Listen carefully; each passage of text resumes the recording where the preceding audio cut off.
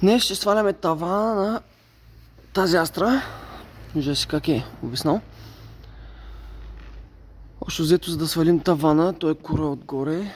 Трябва да махнем предните греди, средните и задните. Никога не сме свалили до сега, започваме полека.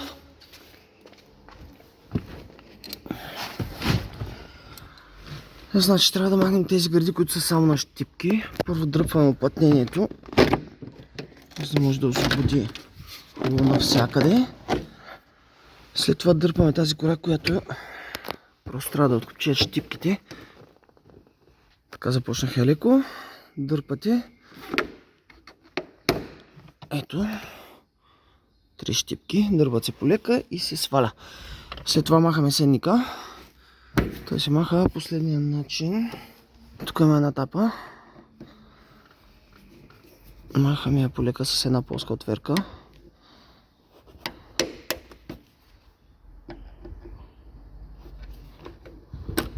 Така. Тук е на някаква щипка. Отсам ня беше с болт. Ето го там. Тук определено е някаква щипка, след малко ще я махнем. Тази се сваля също с хващате плоската отверка и секунда и дръпвате ето тук това нещо. Така, като го издърпате, айде, дърпате го хубаво. Така. И това нещо пада. Вътре има пружинка. Внимавайте да не я загубите. Тази страна се сваля последния начин. Тук има две ламаринки, които се хващат с отверки и се натисват навътре. Две отверки ви трябват, натискат се навътре, да се съберат и също време дръпвате назад. И сенника пада. След това трябва да махнем плафона, който се маха с отново плоска отверка. Тук има две каналчета. Натискате в тях и предния край излиза. Така, ние сме го откачили вече. И продължаваме нататък. Тук има две щипки, които просто се дърпат. В отсамния край имаше ето тези тапи. Те също имат така пластина отзади, която се дърпа. И излизат дръжката. Ето е дръжката. Ето тези тапички по принцип се дърпат. Пада дръжката от тези тапи и след това дърпате тапите.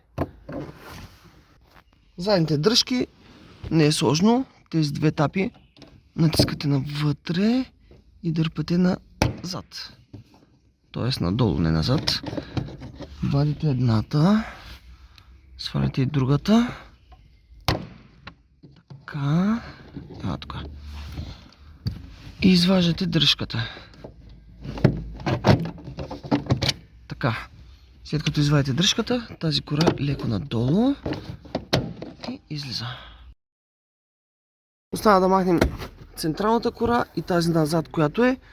Хубавото е, че всичко е на щипки. Просто се дръпва. Дръпвате тук. Хващате и тук леко дръпвате. Само внимателно. Копчавате навсякъде. И след това отзад махаме това плътнение, защото също държи кората. Махате го и в нашия случай виждам, че тавана директно си увисва. На някои коли тавана е лепен отгоре, което малко затруднява свалянето.